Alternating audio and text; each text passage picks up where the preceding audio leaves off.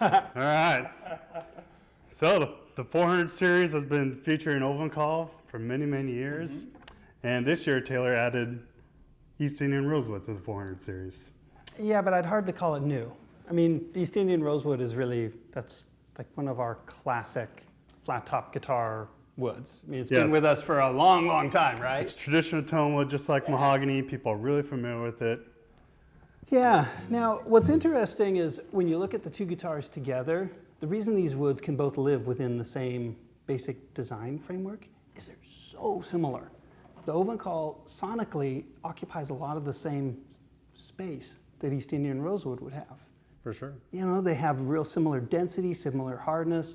Most importantly, by the time they're on a guitar, there's only subtle distinctions between them.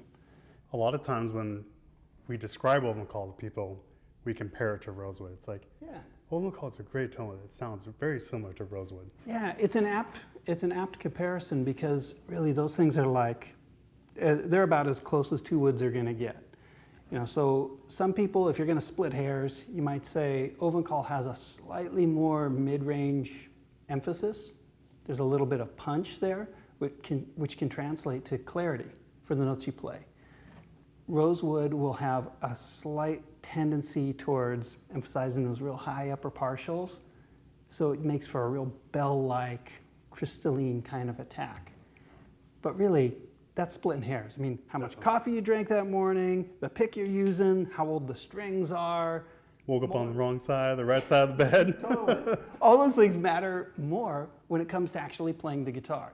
Right. So really, the right guitar for a person is the one that sounds best with their music.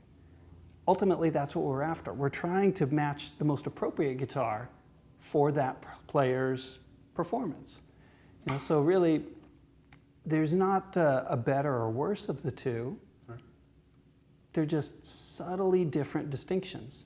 You know, so if we switch guitars even, you find that the way that I sound when I play tends to follow me with whatever guitar I happen to be holding.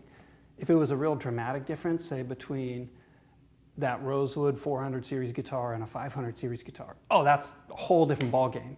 The way that you approach the instrument is even different as a player. But in this case, these woods are very, very similar to each other.